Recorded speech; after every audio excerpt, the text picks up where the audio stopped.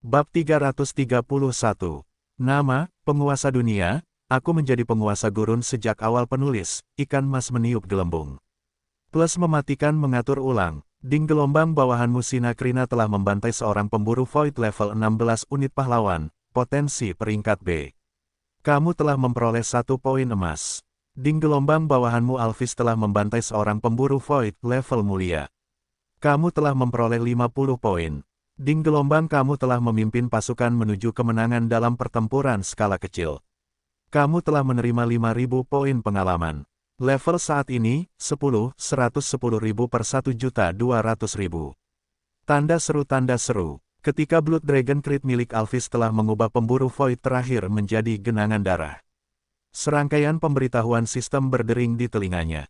Richard mengangguk puas. Pertempuran kedua jauh lebih santai daripada yang pertama. Itu terutama berlaku untuk Sina. Dia tidak sengaja menggunakan kartu trufnya Blood Key dalam pertempuran pertamanya, pemulihan instan 50% dari kesehatannya. Itu adalah keterampilan utamanya. Kali ini, sebelum pemburu kehampaan itu bisa menggunakan jurus pamungkasnya yang bisa berteleportasi tanpa batas. Dia akan memenggal kepalanya. Kekuatan tempur pahlawan peringkat Abion telah meningkat pesat dalam pertempuran berintensitas tinggi. Setelah Richard menyimpan kristal gelap itu, dia memerintahkan pasukan untuk membawa mayatnya kembali ke Twilight City. Luka Alvis tidak parah kali ini, jadi tidak perlu menyia-nyiakan mayat pemburu kehampaan itu. Setelah dia membersihkan jarahan itu, dia tidak ragu-ragu dan terus bergerak menuju target berikutnya. Meskipun dia tidak bisa dibandingkan dengan para pemain dengan harta karun yang mematikan, kecepatannya agak cepat. Namun, dia bermain dan menang dengan mantap. Kecepatannya pada akhirnya tidak lambat. Yang lebih penting, harta karun yang membunuh pemburu kehampaan itu tidak akan memberi para pemain poin emas. Yang lain tidak menyadari hal ini dan masih tenggelam dalam kegembiraan poin mereka yang meningkat pesat. Mereka tidak tahu bahwa mereka telah kehilangan poin emas yang lebih berharga. Karena semakin banyak pemain mengambil alih benteng monster, Richard perlahan menemukan cara untuk menghadapi pemburu kehampaan itu. Kecepatan pembersihan mulai meningkat. 2 jam telah berlalu ketika dia selesai membersihkan benteng monster ke-10. Dia melihat postingan yang sangat populer di forum chat. Kata-kata para idiot itu membuatnya kehilangan kata-kata. Orang-orang ini sangat malas dan riang. Apa hubungannya denganmu, poin yang aku peroleh? Mengenai apa yang dikatakan pemain bernama Cheng Feng, dia hanya meliriknya sebentar dan melewatinya. Maaf, aku terlalu sibuk. Aku tidak tertarik dengan orang yang lewat. Yang membangkitkan rasa ingin tahunya adalah 2 postingan lainnya, detail tentang menyerang pembunuh kekosongan level 19. Seorang pemain sangat beruntung mendapatkan harta bintang 5 yang kuat. Dia berencana menggunakannya untuk membunuh pembunuh kekosongan level 19. Idenya bagus, tetapi akhirnya tragis. Pembasmi kehampaan telah menggunakan kekuatan luar angkasa untuk memblokir harta karun bintang 5 miliknya. Pembasmi kehampaan yang marah akhirnya membunuhnya dan semua bawahannya. Untungnya, dia telah mengumpulkan cukup poin untuk menghidupkan kembali dirinya sendiri. Jika tidak, dia harus meninggalkan ruang bawah tanah. Pemain lainnya bahkan lebih sombong. Dia memiliki mantra terlarang yang disebut keruntuhan ruang. Meskipun tidak sekuat versi lengkap dari mantra terlarang, itu tetap mengesankan. Orang ini berencana untuk membunuh bos level 19 secara langsung. Dia bahkan tidak menginginkan kristal gelap. Gulungan ini, yang memiliki sepertiga dari kekuatan mantra terlarang, pada akhirnya sangat kuat. Setelah dilepaskan, itu menghancurkan semua pemburu. Kehampaan dalam jarak 1000 meter, bersama dengan kristal gelap. Kekuatannya cukup untuk menghancurkan dunia. Dia bahkan telah menemukan peti harta karun pelangi di kristal gelap yang dijaga oleh pemburu kehampaan level 19. Namun, sebelum dia bisa melakukan apapun, bos level 19, berlumuran darah, muncul dari kehampaan. Ia menjadi heboh saat melihat lawan telah menghancurkan segalanya. Ia melangkah keluar dari tanah hitam dan menghancurkan wilayah pemain. Ia bahkan menghancurkan wilayah lebih dari selusin pemain di sekitarnya. Pemain yang telah menyebabkan masalah itu akan berubah menjadi abu jika bukan karena gulungan teleportasi yang memungkinkannya melarikan diri dengan cepat.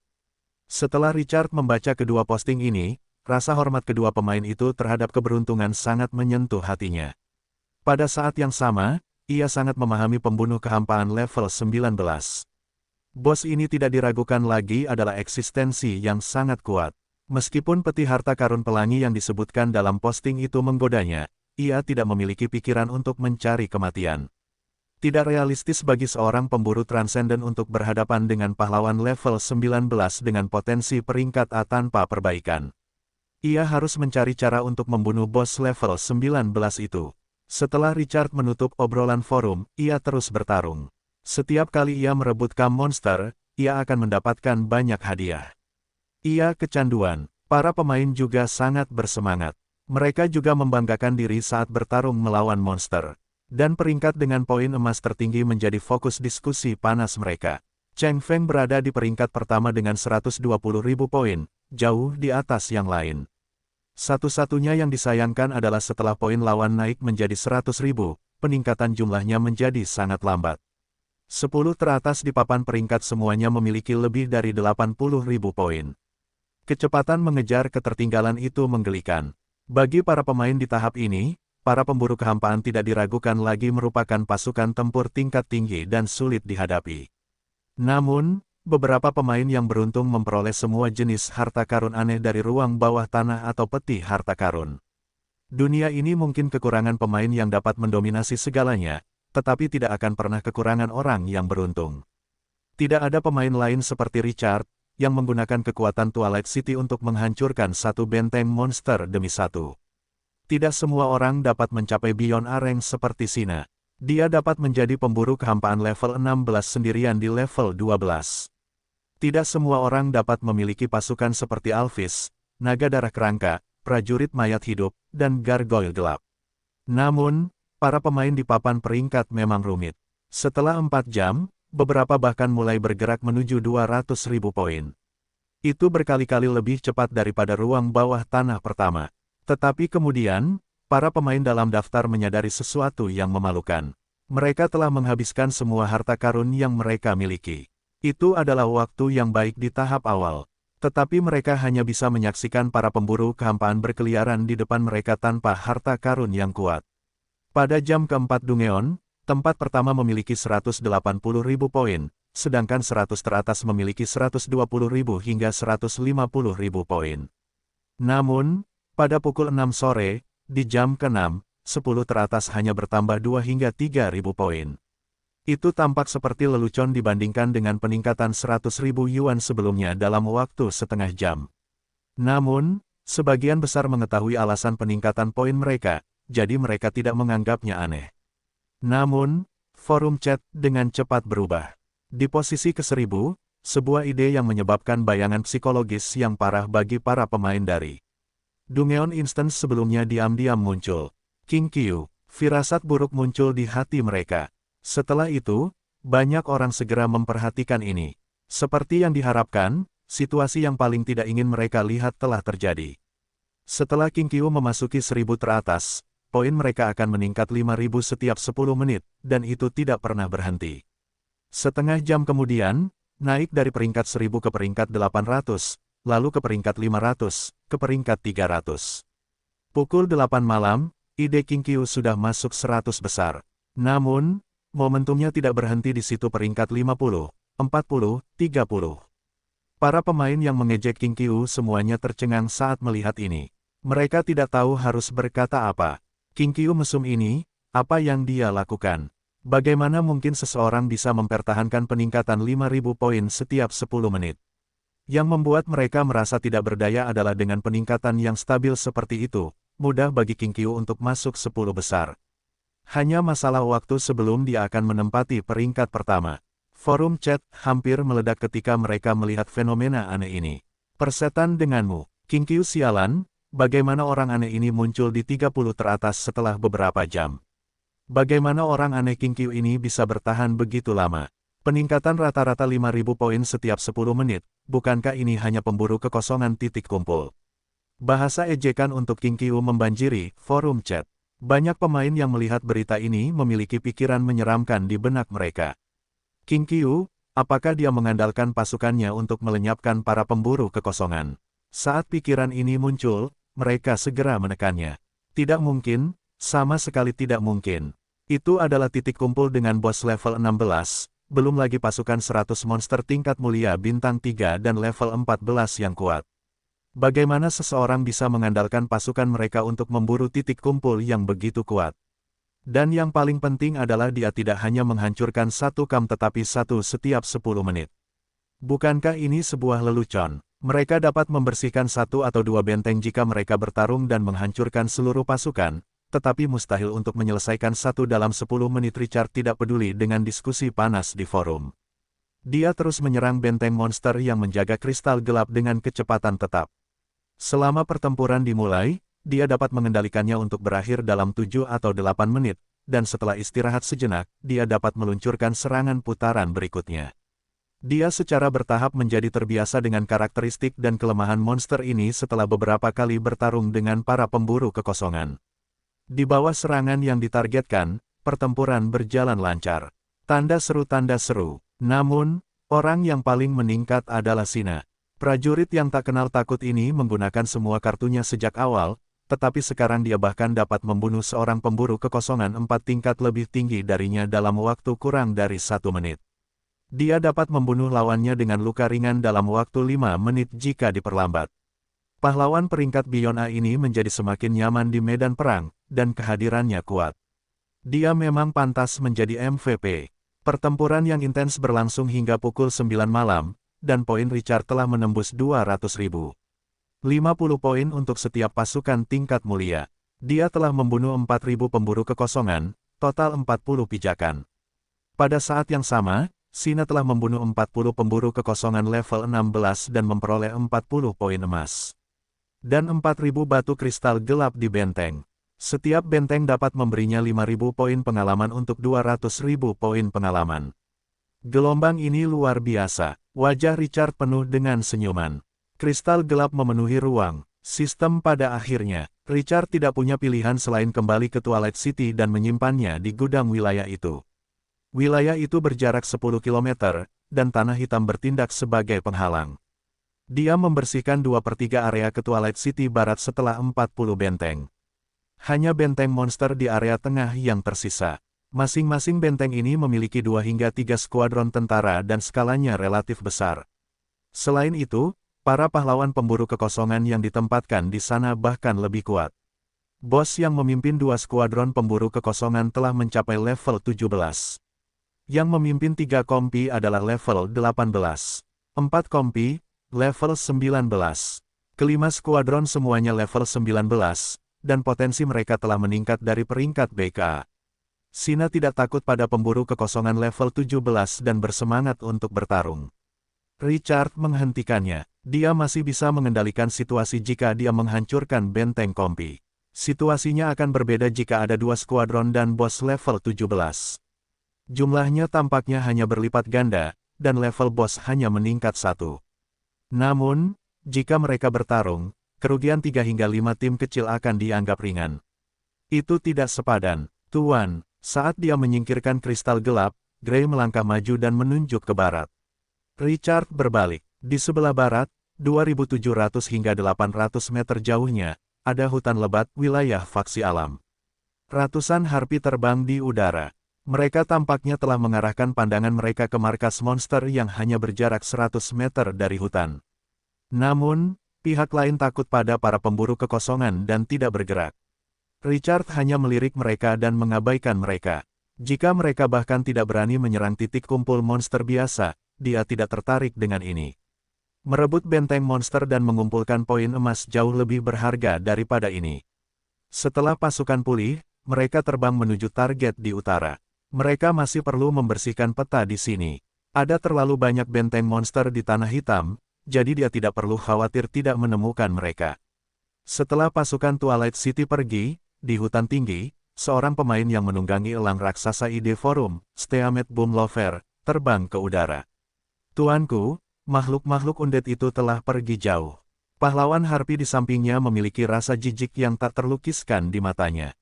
Jiwa-jiwa yang mati yang menodai kehidupan itu menjijikkan. Kehidupan di kam alam memiliki permusuhan alami terhadap undead, yang melanggar hukum alam. Steamet Boomlover menatap pihak lain dengan tidak senang. Mengapa kamu tidak mengatakannya ketika orang-orang ada di sini? Sayangnya, Harpi itu takut pihak lain akan berpikir bahwa pihak lain berencana untuk menyergapnya, jadi dia tidak berani mendekat untuk memeriksa atribut pihak lain. Ngomong-ngomong, pemain itu pada akhirnya perkasa. Dia membunuh ratusan pemburu Void dengan sangat cepat. Atau mungkin, monster-monster ini tidak sekuat itu. Saat memikirkan hal ini, dia melihat kumpulan kristal gelap yang memantulkan cahaya ratusan meter jauhnya dan segera menjadi bersemangat. Dia berbalik untuk melihat pahlawan Harpi di sampingnya. Atur pasukan dan segera singkirkan kejahatan di depan. Jika orang lain bisa mendapatkan kristal gelap, kami juga bisa. Kami akan mengikuti perintahmu. Pahlawan Harpi segera meniup trompet di tangannya. Sekelompok besar Harpi bergegas keluar dari belakang beberapa saat kemudian. Mereka semua level 6 dan memiliki potensi bintang 3 yang langka. Kekuatan ini dianggap perkasa bahkan di antara para pemain. Setidaknya, itulah yang terjadi di mata pecinta roti kukus. Kalau tidak, bagaimana dia bisa yakin untuk menghancurkan benteng yang dijaga oleh pasukan agung level 14? Dengan kepakan sayap mereka, ribuan Harpi di udara menghalangi sebagian besar cahaya. Pada ketinggian 200 meter, mereka perlahan berhenti di udara. Steamet Bunlover tiba-tiba menarik busur panjang di tangannya. Pada saat dia merentangkannya hingga batasnya, dia berteriak pada saat yang sama. Tembak, hus, hus, hus. Ribuan anak panah menembus langit seperti tetesan air hujan. Ketika Steamet Bunlover melihat ini, sudut mulutnya melengkung ke atas. Jarak ini adalah jarak pembunuhan maksimum Harpi.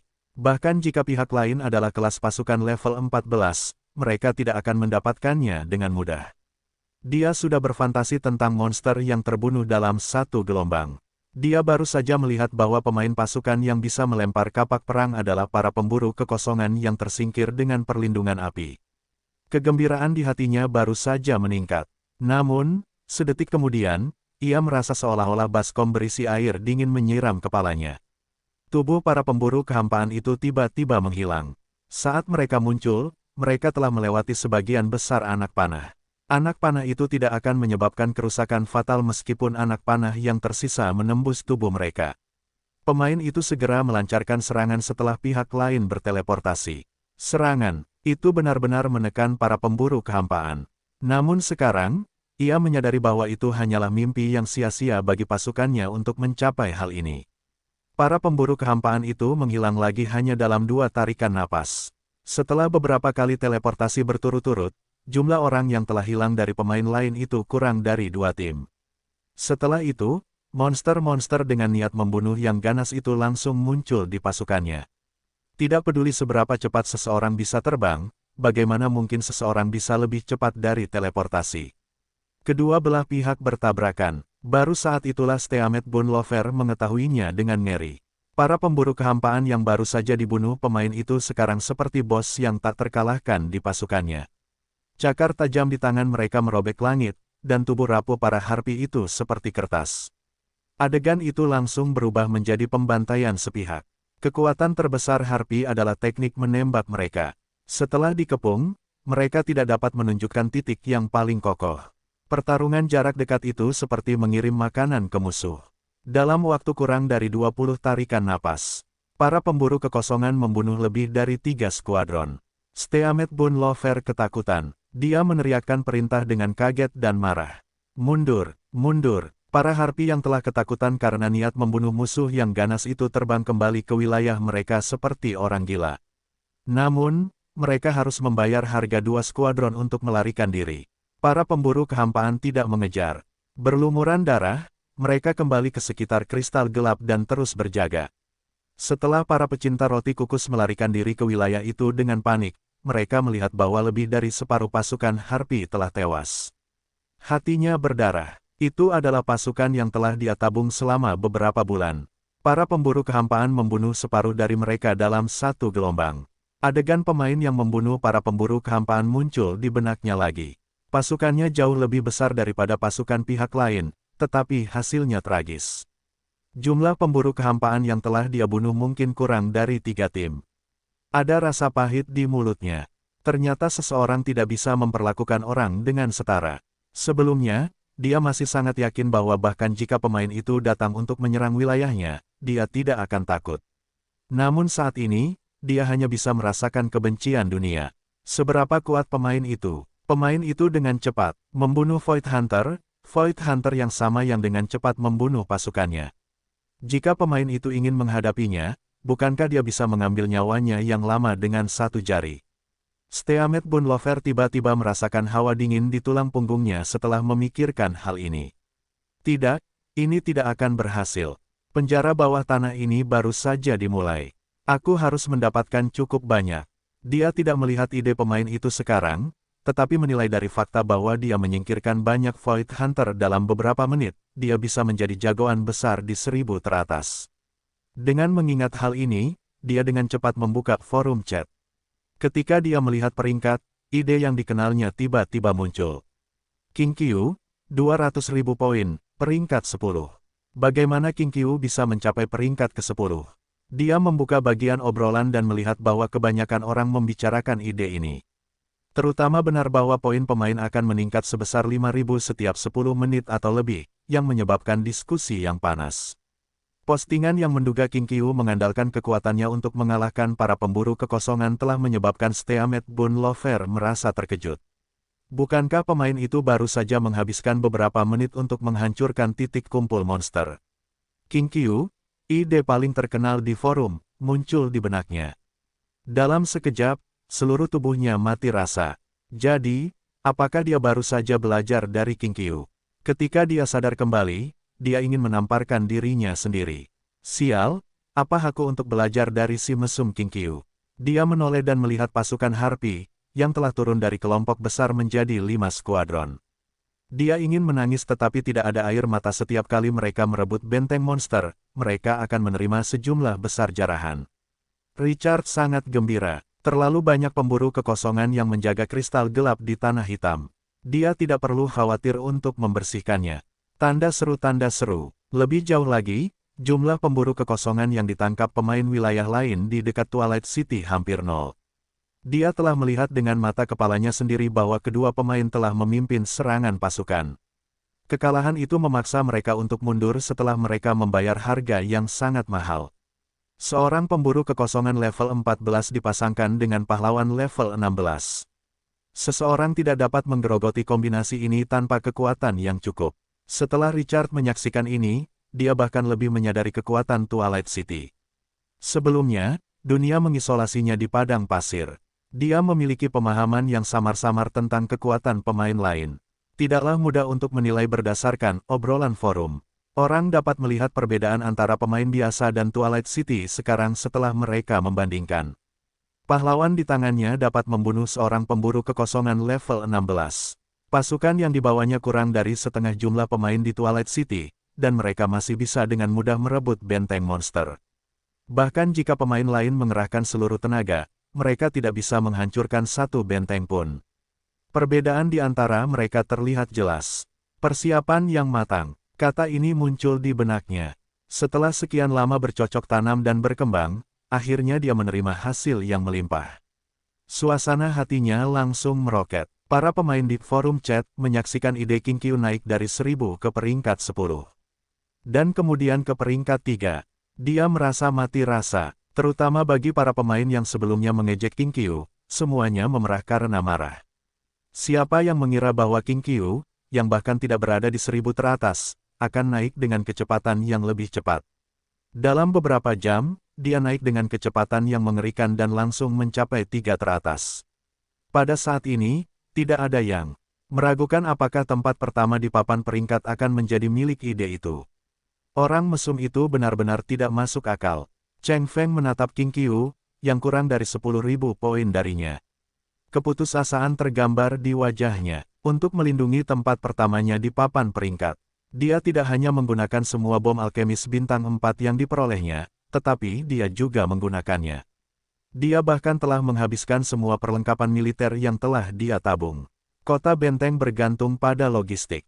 Dia telah menghabiskan semua akumulasinya selama beberapa bulan terakhir. 90% boneka mekanik telah mati, dan kurang dari 3 lapis pasukan yang tersisa. Namun, harga yang sangat besar itu hanya bisa menunda posisi pertamanya sebanyak mungkin. Namun, peningkatan stabil King Qiu sebesar 5.000 poin setiap 10 menit membuatnya putus asa. Apakah dia harus sebegitu menyimpang? Dia berdoa memohon keajaiban di dalam hatinya. Namun yang membuat hatinya bergetar adalah setengah jam kemudian, tempat pertama di papan peringkat, nama King Qiu bersinar. Para pemain yang sebelumnya mengejek dan mencemooh ide King Qiu tiba-tiba terdiam. Pihak lain tidak mengatakan apapun dari awal hingga akhir. Namun mereka merasa seperti King Qiu menamparkan wajah mereka berulang kali. Tidak ada yang lebih menyakitkan daripada menggunakan kekuatan untuk menamparkan wajah. Aku tidak tahu harus berkata apa lagi. King Qiu, si mesum sialan ini. Kau mungkin tidak percaya, tapi saat King Qiu muncul di posisi ke-1000, aku tahu dia akan merebut kembali posisi pertama. Apakah perbedaan antara orang-orang begitu besar? Bahasa penyesalan bermunculan di forum chat. Tapi yang tidak diharapkan para pemain adalah bahwa kenaikan King Qiu ke puncak papan peringkat hanyalah permulaan. Sebuah adegan yang membuat mereka semakin putus asa muncul. 5.000 poinnya meningkat dalam waktu sekitar 10 menit.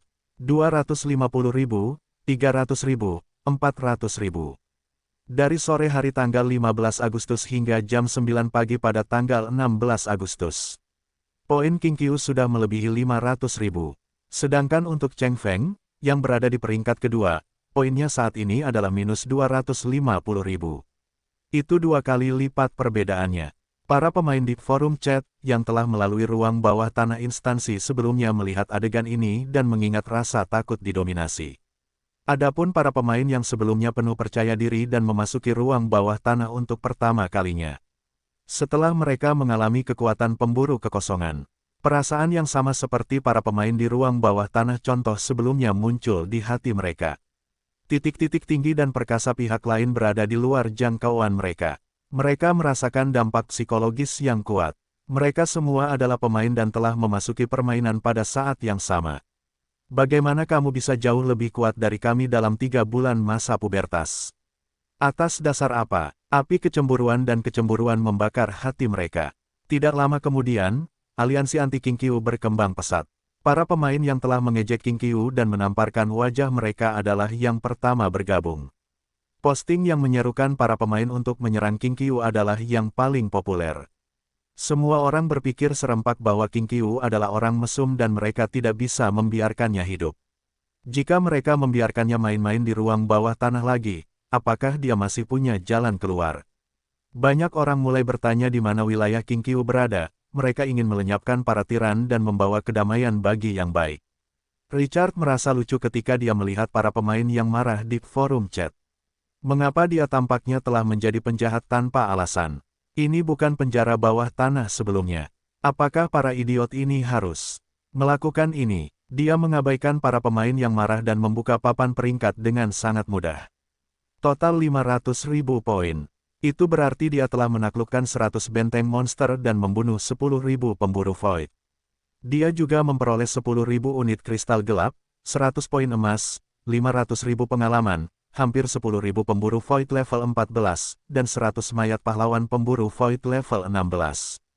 Itu adalah hasil dari 20 jam kerja kerasnya. Pemain dapat melihat poin yang telah mereka kumpulkan. Dan hadiah yang sesuai di balik skor sangat luar biasa. Pada hari pertama penjara bawah tanah, Richard sudah merasakan sensasi makan sampai mulutnya penuh minyak. Rasanya terlalu nikmat. Itu adalah penjara bawah tanah contoh. Dengan kekuatan yang cukup, dia pasti bisa memakan kue yang paling mewah. Tuan, kami telah mengirim kembali mayatnya ke tanah pasir hisap. Gunther, yang terbungkus perban berwarna darah, berbicara dengan suara yang dalam. Yang mulia Tribir telah membekukan tubuh pemburu kekosongan level 16.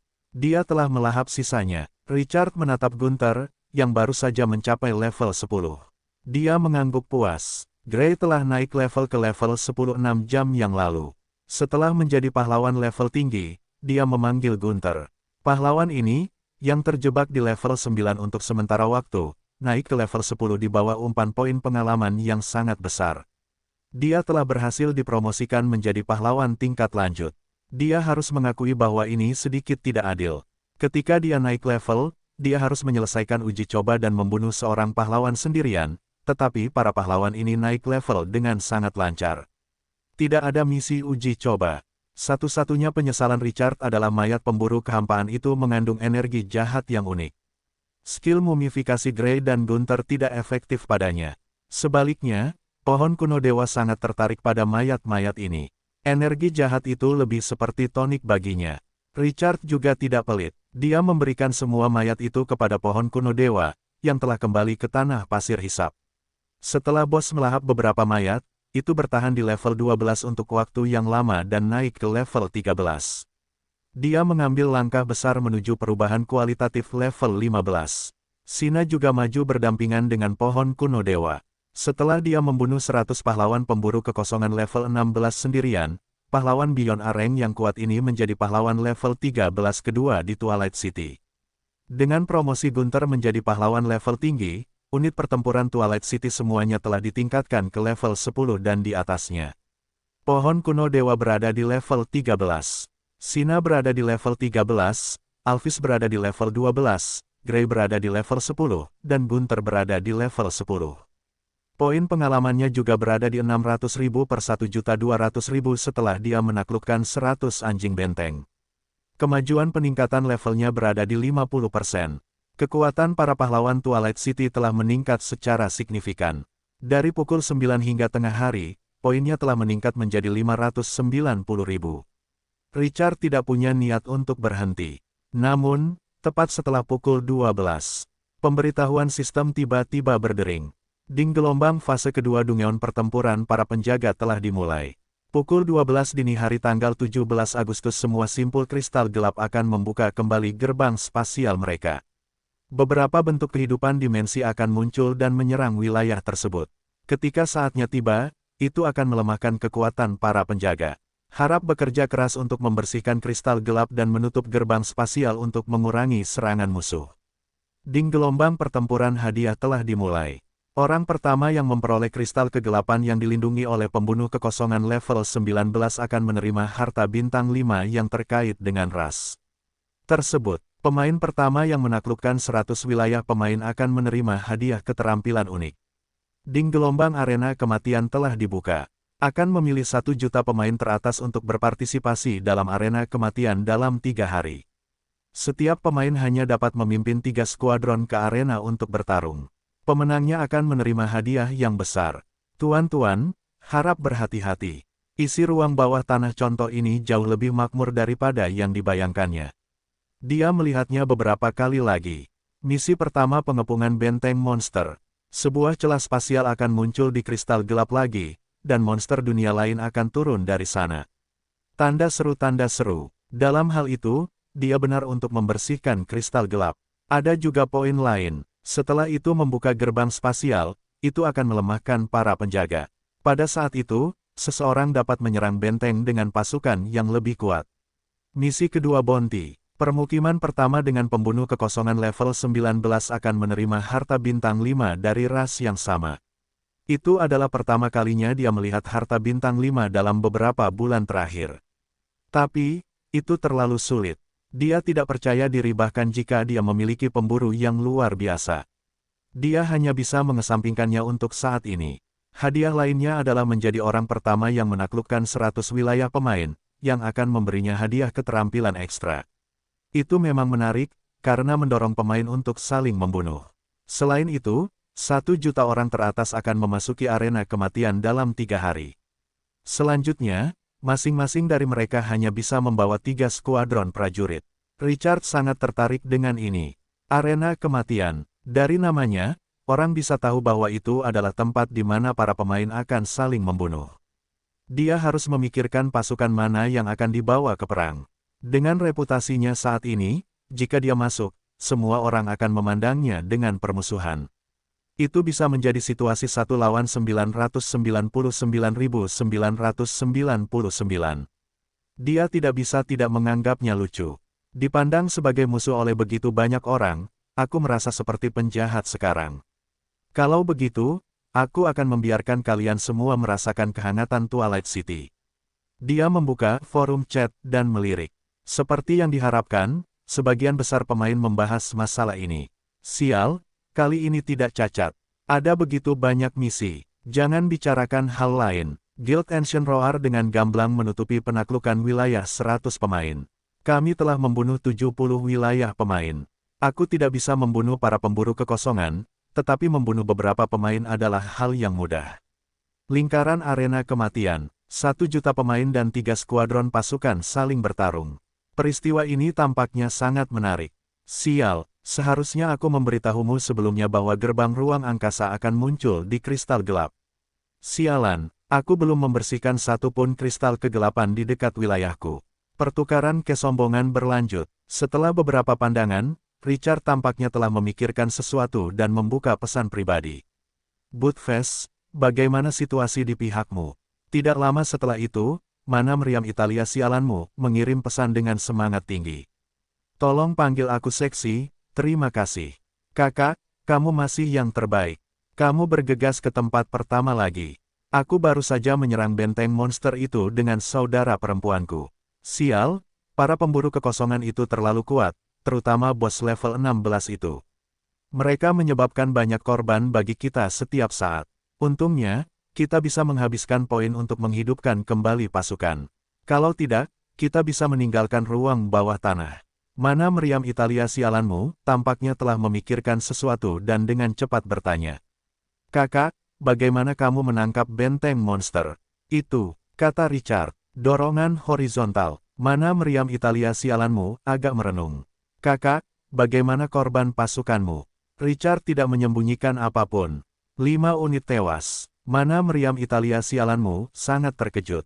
Hanya 5 unit tewas dalam setiap pertempuran. Itu sangat tidak biasa. King Qiu, tidak, maksudku 5 orang tewas. Mana meriam Italia sialanmu, sangat tenang. Setelah lama terdiam, dia tidak mau menyerah dan bertanya lagi. Kakak, bagaimana caramu menghadapi bos level 16 itu? Apakah ada trik untuk itu? Richard jujur, aku punya bawahan yang bisa membunuh bos level 16 itu sendirian. Mana meriam Italia sialanmu, bingung. Dia tiba-tiba merasa bahwa dunia ini tidak berharga. Kenapa aku mencari pukulan di sini? Setelah kita bertarung selama sehari semalam, mereka telah memperoleh 600.000 poin dan hanya kehilangan 5 orang. Dan sang pahlawan bisa mengalahkan bos level 16 sendirian. Apakah ada keadilan di dunia ini? Tidak bisakah kau berbicara tentang beberapa hukum dasar? Ketika mana meriam Italia sialanmu, memikirkan pemburu kekosongan level 16 yang mengamuk pasukannya seperti memasuki tanah tak bertuan, dia merasa mati rasa. Tingkat eksistensi apa yang akan dia miliki jika dia bisa membunuh bos semacam ini sendirian? Ada 10.000 hal yang ingin dia katakan di dalam hatinya. Namun, ketika dia memikirkan tentang orang cabul yang mengobrol dengannya, dia saat ini berada di puncak papan peringkat dan memiliki lebih dari 2 kali lipat poin dari tempat kedua. Dia tidak bisa mengatakan apa-apa. Aku bodoh, memang bodoh. Aku seharusnya tidak menikah dengan keluarga ini. Puff. Aku seharusnya tidak menanyakan pertanyaan yang tidak ada gunanya seperti itu. Aku orang biasa, mengapa aku harus membandingkan diriku dengan orang cabul ini? Setelah mana meriam Italia sialanmu, menyesuaikan keadaan pikirannya untuk waktu yang lama, dia dengan tegas mengubah topik pembicaraan. Kakak, bos yang bisa menjatuhkan gulungan untuk meningkatkan potensi pahlawan tidak muncul. Kakakku bilang mungkin dalam 2 minggu. King Qiu, tidak apa-apa. Hubungi aku kapan saja jika kamu punya berita. Di mana meriam Italia sialanmu, baiklah. Richard tidak melanjutkan percakapan. Dia segera menutup obrolan forum. Pada saat yang sama, dia juga memikirkan gulungan yang dapat meningkatkan potensi pahlawan. Aku ingin tahu apakah itu efektif pada pahlawan setingkat Sina dan pohon kuno dewa. Satu-satunya yang disayangkan adalah kristal gelap tidak memiliki banyak efek pada pahlawan tingkat tinggi. Kalau tidak, panen kali ini akan lebih luar biasa. Dia menggelengkan kepalanya dan tidak banyak memikirkannya. Dia kemudian mengalihkan perhatiannya kembali ke pemberitahuan sistem. Dia tidak fokus pada misi bounty untuk saat ini. Baik itu pembunuh kekosongan level 19 atau wilayah 100 pemain, itu bukanlah hal yang dapat diselesaikan dengan cepat dalam waktu singkat. Kemunculan gerbang ruang angkasa di kristal gelap itu terkait dengan minatnya yang vital. Dia bisa mengabaikan semua hal lain, tetapi tidak yang ini. Dia mengalihkan pandangannya kembali ke tanah hitam tanpa ragu-ragu. Gunther terus memimpin tim untuk membersihkan benteng monster. Dia masih punya 12 jam untuk mendapatkan lebih banyak hadiah. Para pemburu kehampaan, yang merupakan monster yang sangat menakutkan di mata pemain lain, kini telah menjadi keuntungan bagi Twilight City. Ya, Tuan, Richard terus mengamati pertempuran dari belakang. Dia tidak menunjukkan niat untuk bergerak. Setelah seharian bertempur dengan intensitas tinggi, pasukan telah membentuk mode standar untuk menghadapi para pemburu kehampaan. Yang perlu dia lakukan sekarang adalah menunggu pertempuran berakhir dan mengumpulkan rampasan. Dia akan menyerahkan sisanya kepada pasukan. Kehidupan seorang penguasa selalu begitu sederhana dan tanpa hiasan. Pertempuran dimulai lagi. Sina, yang sekarang berada di level 13, memamerkan kemampuannya kepada Richard. Prajurit yang tak kenal takut ini tidak menunggu pasukan dan menyerang maju sendirian. Mereka menghadapi 100 pasukan level 14 yang dipimpin oleh para pemburu kehampaan level 16. Para pemburu yang marah segera menyerbu. Namun, monster-monster yang menakutkan ini seperti kertas di bawah pedang panjang baja yang patah. Terjadi ledakan darah, dan yang paling mengejutkan adalah, pada saat ini, Sina terbang di udara tanpa bantuan eksternal. Setelah mencapai level 13, prajurit yang tak kenal takut itu memiliki teknik pertempuran tingkat yang mulia dan memiliki pemahaman baru. Dia mengendalikan ki darah dan terbang ke udara. Kemampuan ini memungkinkan kekuatan pertempuran Sina melambung tinggi yang terlihat oleh mata telanjang. Seorang prajurit kekar dengan kemampuan terbang berarti itu akan benar-benar membebaskannya. Selain naluri bertarungnya yang tajam, Sina menghadapi ratusan pemburu Void sendirian, tetapi itu telah menjadi pembantaian sepihak. Setiap kali pedang panjang itu menebas, akan ada ledakan darah. Itu dengan cepat membuat pemburu Void level 16 marah. Sosoknya berteleportasi dan muncul. Sina menyerbu ke depan dengan pedang panjang bajanya. Itu ganas dan mengancam. Saat cahaya pedang berkedip, tidak ada yang bisa mendekat untuk mengganggu. Namun, kurang dari 3 menit setelah kedua belah pihak bertabrakan, Puci, mayat tanpa kepala jatuh dari langit dan menghantam tanah. Dia bisa membunuh level 16 di level 12. Setelah dia naik level, pemburu Void level 16 tidak bisa lagi menghentikannya. Setelah Sina memenggal kepala bos terkuat musuh, dia tidak berhenti dan segera terbang ke target berikutnya. Sebelum pasukan Twilight City bisa bergerak, mereka telah menyerbu ke benteng yang dijaga oleh ratusan pemburu Void. Dia membunuh seorang pahlawan level 16 di bawah pengepungan beberapa pemburu kehampaan. Adegan yang sombong itu bahkan membuat Richard terpesona. Jika adegan ini menyebar, itu akan membuat kulit kepala puluhan miliar pemain mati rasa. Level kekuatan tempur prajurit yang tak kenal takut ini telah meningkat pesat hanya dengan 1 level naik. Itu adalah cahaya sejati dari Beyond Areng, mungkin. Pada akhirnya, Gunther hanya membutuhkan pasukan untuk membersihkan benteng monster tanpa seorang pemimpin. Dia tidak perlu lagi khawatir tentang pemburu kehampaan level 16 yang tiba-tiba lepas kendali. Para pemain yang dengan bersemangat mendiskusikan acara baru itu tiba-tiba menyadari bahwa poin King Qiu, yang sudah lebih unggul dari yang lain, tiba-tiba meningkat 2 poin. Ketika mereka melihat adegan ini, kegembiraan di hati mereka dengan cepat memudar. Banyak orang membuka pos menentang aliansi King Qiu dan meninggalkan salam ramah mereka. Orang mesum ini, keabadian tidak akan cukup untuk meredakan kemarahan publik malam itu gelap. Poin pada panel atributnya telah mencapai 990.000 yang luar biasa. Keuntungannya yang lain juga banyak sekali. Kristal gelap minus 19.800. Poin emas 198. Poin pengalaman minus 990.000. Richard juga telah mencapai level 1.090.000 per 1.200.000. Tanda seru, baru 1,5 hari, tetapi dia sudah mendapatkan sebanyak yang dia dapatkan di ruang bawah tanah contoh terakhir. Pada pukul 0 tanggal 17 Agustus, awan gelap di langit tiba-tiba melonjak dengan gelombang energi yang besar. Energi yang terhubung ke surga dan bumi melonjak menuju kristal gelap di benteng monster. Richard berhenti di depan dan menunggangi punggung Alphys. Dia menyaksikan pemandangan dari atas pasir Twilight City. Di benteng monster yang jarang di depan, kristal gelap memancarkan cahaya. Gelap pada saat yang sama. Ruang di sekitar kristal gelap mulai beriak seperti danau setelah energi dari langit mengalir. Itu beriak gelombang demi gelombang. Saat fluktuasi mencapai batas, retak. Suara renyah pecahan kaca bergema di langit. Kemudian, dengan ledakan, pecahan ruang seperti kristal yang tak terhitung jumlahnya terbang keluar. Ketika Richard memfokuskan perhatiannya, dia melihat celah spasial yang menarik perhatian di mana kristal gelap itu berada. Kristal gelap yang memancarkan gelombang sihir yang dahsyat berada di dasar celah spasial. Itu dengan paksa menopangnya. Batu fondasi. Raungan. Saat retakan itu muncul, raungan rendah datang darinya seolah-olah iblis pemakan anggota tubuh yang haus darah yang tak terhitung jumlahnya berada di sisi lain celah spasial. Suara yang mereka buat menyeramkan. Semua pasukan, waspada. Mata Richard tertuju pada celah spasial. Ekspresinya serius. Para gargoyle gelap di belakang juga memegang kapak mereka erat-erat. Mereka siap untuk melancarkan serangan fatal kapan saja. Tenggorokan naga darah kerangka itu sudah bersinar dengan cahaya berwarna darah, dan napasnya mendidih. Sina memegang pedangnya, kidarahnya memenuhi pedang panjang itu, dan niat membunuhnya sangat mengagumkan. Gunther dengan cepat melantunkan mantra, dan kekuatan sihir di tubuhnya melonjak seperti air pasang. Di bawah tingkat kewaspadaan tertinggi, ada gerakan baru di celah spasial di depan mereka. 3 kompi pemburu kekosongan menjaga celah itu. Satu demi satu, monster dengan tumor seukuran kepalan tangan di sekujur tubuh mereka dan penampilan terdistorsi melewati celah spasial. Monster-monster ini memiliki tubuh dewa yang membungkuk dan punggung yang tinggi. Dan anggota tubuh mereka berada di tanah, seperti binatang buas yang sedang berburu. Yang paling mengejutkan adalah lidah mereka. Panjangnya lebih dari 1,5 meter. Duri-duri padat, yang masing-masing bersinar dengan warna biru tua, menutupi lidah mereka.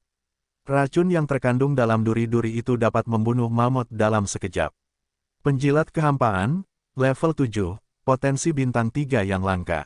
Atribut lainnya, energi gelap yang tidak dapat dideteksi menyelimuti penjilat itu. Mata Richard masih waspada tinggi bahkan setelah dia melihat statistik lawannya. Dia tidak menurunkan kewaspadaannya hanya karena level lawannya tidak tinggi. Itu baru gelombang musuh pertama. Masih ada waktu yang lama. Monster yang tak ada habisnya yang menyerang kota akan sangat melelahkan. Dia melihat ke sisi lain dan melihat benteng monster yang sengaja ditinggalkan. Hanya ada satu skuadron pemburu kehampaan yang ditempatkan di sana. Penjilat kehampaan dari celah spasial adalah level 5 dan potensi bintang 3. Semakin banyak kristal gelap, semakin kokoh monster itu. Dengan mengingat hal itu, Richard segera mengarahkan Alvis untuk terbang ke langit dan melihat ke tengah, di mana seorang pembunuh kekosongan level 19 menjaga benteng monster. Ketika dia melihat ke atas, jantungnya berdebar kencang. Hanya beberapa monster muncul dari celah spasial.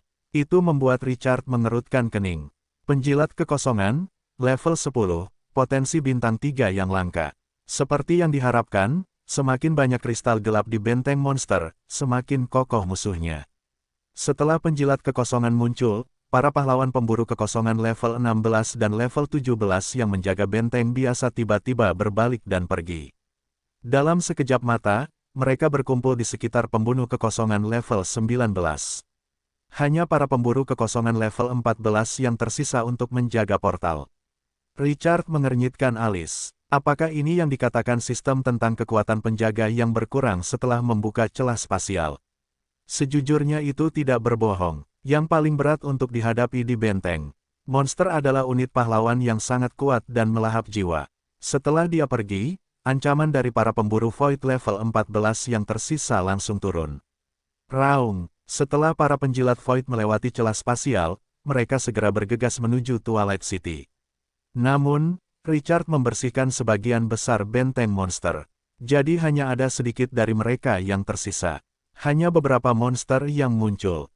Ketika mereka berlari melintasi tanah yang luas, itu tampak sedikit kosong. Tidak ada rasa penindasan. Penjilat Void bergerak sangat cepat.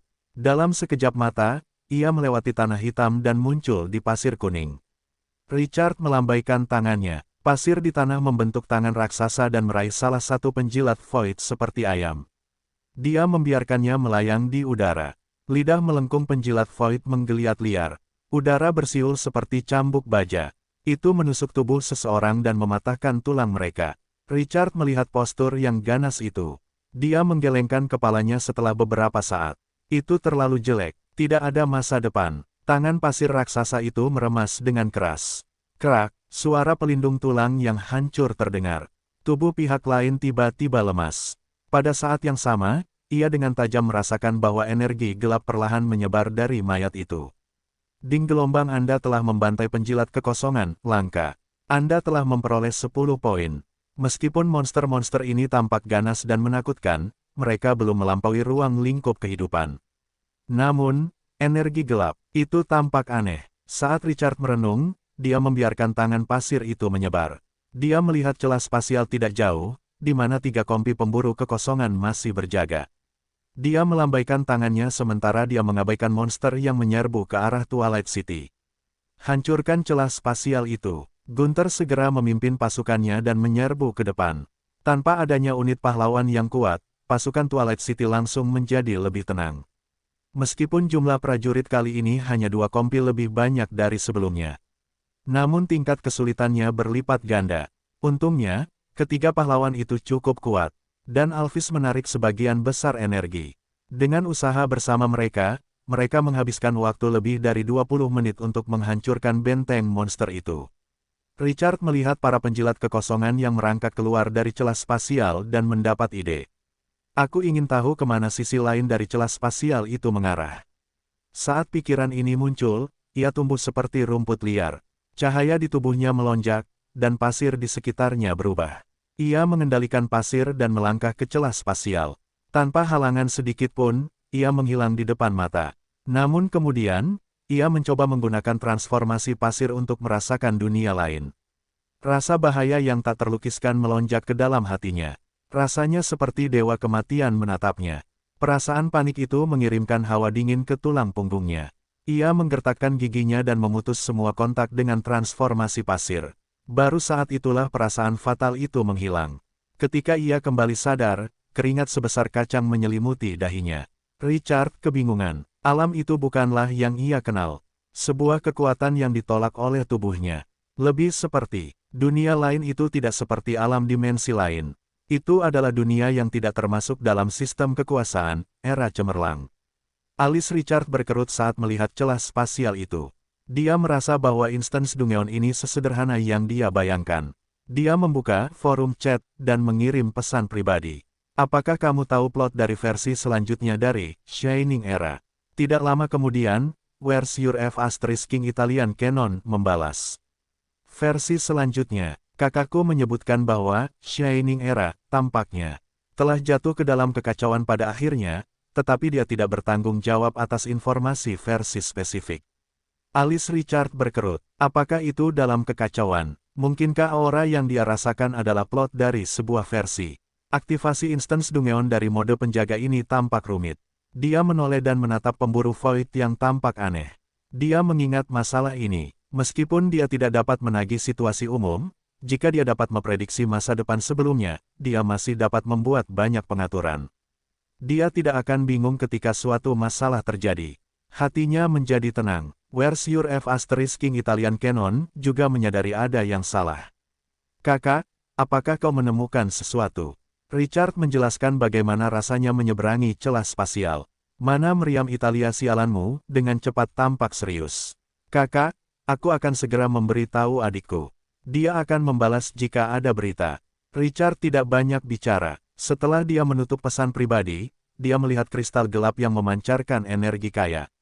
Dengan lambaian tangannya, pasir bergerak dan membawa kristal-kristal ini keluar. Tanpa dukungan energi kristal, celah spasial perlahan menyusut dan akhirnya menghilang. Salah satu pintu keluar monster ditutup. Satu-satunya yang disayangkan adalah dia hanya memiliki 150 kristal gelap. Itu adalah benteng dari 3 kompi monster. Meskipun lebih mudah untuk ditaklukkan tanpa bos level 18 sebagai penjaga, hadiahnya telah menyusut karenanya dia menoleh untuk melihat ke arah lain, dan banyak penjilat kehampaan mengeluarkan geraman brutal saat mereka menyerbu ke pasir dan menyerbu menuju Twilight City. Ke sisi utara, tempat pasir hisap berada. Penjilat kehampaan berkaki 4 itu dengan cepat melangkah ke pasir yang lembut. Namun, setelah melangkah ke jarak 1000 meter, tanda seru, ia merasakan pasir di bawah kakinya tiba-tiba tenggelam. Ketika penjilat kehampaan berkaki 4 itu merasakan aura berbahaya, ia mengeluarkan geraman rendah dan meningkatkan kecepatan. Ia ingin menerobos area ini. Namun, dengan diameter 10 km, monster-monster ini mengalami bahaya dunia manusia. Semakin mereka berjuang, semakin cepat mereka tenggelam.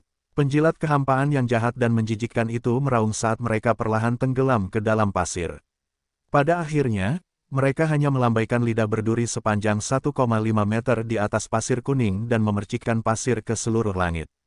Ding gelombang tanah pasir hisap membunuh penjilat kehampaan, langka. Anda telah menerima 10 poin dan 5 poin pengalaman. Ding gelombang. Notifikasi sistem berdering di telinga Richard. Dia berbalik untuk melihat ke arah tanah pasir hisap, dan suasana hatinya langsung membaik. Ketika dia menempatkan tanah pasir hisap, itu adalah situasi yang dia inginkan. Dia tidak perlu melakukan apapun. Dia bisa mendapatkan banyak pengalaman saat dia berbaring. Dan sekarang ada poin perolehan ekstra. Itu nyaman. Dia akan meninggalkan lebih banyak kristal gelap di arah ini jika dia tahu lebih awal. Tanah pasir hisap, yang memiliki diameter 10 km, telah menjadi tanah kematian. Itu akan melahap musuh di utara jika mereka berkeliling pasir hisap. Dengan pohon kuno dosa ilahi milik dewa, bahkan jika musuh dapat lolos dari menelan pasir hisap, mereka tidak dapat melewati serangan bos. Yang lebih konyol adalah bahwa pohon kuno milik dewa dapat mengendalikan pasir hisap untuk bergerak bebas, dan kecepatannya dapat mencapai hingga 100 km. Setelah pohon kuno dewa memperoleh kemampuan untuk bergerak cepat, itu adalah mimpi buruk yang tidak ingin dihadapi siapapun. Tanah pasir hisap menghalangi musuh di utara, tetapi para pengumpul kekosongan tidak menimbulkan banyak masalah di 3 arah lainnya. Sangat disayangkan bahwa mereka telah menangkap sebagian besar pijakan monster, dan jumlahnya hanya sedikit. Dari timur, pengumpul kekosongan muncul di hadapan para penjaga kota. Setelah monster-monster ini mencium aura pasukan Twilight City, geraman rendah dari tenggorokan mereka menjadi bersemangat, dan mereka mempercepat langkah. Mereka haus akan darah dan jiwa. 3 menara panah setinggi 40 meter di belakang tembok kota berdiri seperti gunung di belakang tembok kota setinggi 20 meter. Mereka sangat mencolok. Menara panah badai tingkat lanjut. Lubang-lubang peluru yang rapat di atasnya membuat orang menggigil. Saat pemburu kehampaan itu menyerang dalam jarak 100 meter dari bos. Di menara panah, para pemanah kondensasi pasir yang bersiap untuk waktu yang lama melepaskan tali busur mereka yang kencang. Anak panah yang terbentuk dari pasir yang terkondensasi itu bersiul. Hus, hus, hus. Dengan bantuan menara panah badai, energi hijau samar menutupi anak panah itu. Kecepatan terbang mereka tiba-tiba meningkat dengan selisih yang besar. Sulit untuk melihatnya dengan mata telanjang. Penjilat kehampaan di depan merasakan kegelisahan yang kuat. Ia merasakan bahaya dan ingin berbalik untuk menghindarinya. Namun, anak panah itu secepat kilat, dan sudah terlambat bagi mereka untuk menyadari ada sesuatu yang salah. Penjilat kehampaan di depan tiba-tiba merasakan sakit yang tajam di kepalanya. Sebuah kekuatan yang kuat menariknya ke belakang, dan tubuhnya condong ke belakang. Krak, anak panah itu menembus kepalanya dan menancapkannya ke tanah. Tubuh penjilat kekosongan itu bergetar saat mencoba bangkit, tetapi semakin ia berjuang, semakin lemah jadinya. Akhirnya, ia jatuh ke tanah. Dan ini baru permulaan perang. 3 menara panah tinggi berada di sudut satu sama lain, dan keempat dinding berada dalam jangkauan serangan mereka. Pada saat ini, para pemanah kondensasi pasir melihat ke bawah dari atas dan berpose seperti penembak jitu. Mereka tidak hanya memiliki keunggulan ketinggian, tetapi atribut menara panah badai juga sangat meningkatkan akurasi, kecepatan, dan kerusakan mereka. Setiap anak panah yang ditembakkan akan mencapai hasil. Pembantaian tiba-tiba dipercepat. 3 menara panah itu seperti penggiling daging. Mereka melahap semua musuh. Yang menarik adalah bahwa anak panah tidak memenuhi gudang senjata dan peralatan di menara panah badai tetapi dengan pasir. Richard sangat senang dengan kenyataan bahwa anak panah ini terbuat dari pasir. Mereka tidak memerlukan dukungan apapun. Ini saja akan menghemat banyak sumber daya dan energi untuk Twilight City. Dan dalam perang frekuensi tinggi yang panjang ini, tanpa logistik, hal itu sudah cukup membuat manusia dan pemain Fortress City iri. Di bawah efisiensi tinggi pemanah kondensasi pasir, para pemburu Void, yang awalnya tidak banyak, sering ditembak mati bahkan sebelum mereka sempat menyentuh tembok kota. Situasi mempertahankan kota menjadi luar biasa mudah. Richard, yang memperhatikan situasi dengan saksama, ragu-ragu. Tampaknya merupakan kerugian baginya untuk terus membersihkan benteng monster dalam keadaan seperti itu. Itu akan mengurangi sebagian penjilat kekosongan setiap kali dia membersihkan celah spasial. Itu membuatnya sedikit tidak senang. Itu adalah sumber utama poin. Jika pemain lain tahu apa yang dipikirkannya, mereka akan merasa itu tidak sepadan. Mereka hanya berpikir untuk menghancurkan celah spasial untuk mengurangi tekanan yang dibawa oleh penjilat kekosongan, tetapi penguasa ini berencana untuk membiarkan penjilat kekosongan pergi. Namun segera, keraguan Richard menghilang. Itu karena gelombang penjilat kekosongan yang menyerbu dari bumi hitam di kejauhan. Itu seperti gelombang besar yang menghantam karang.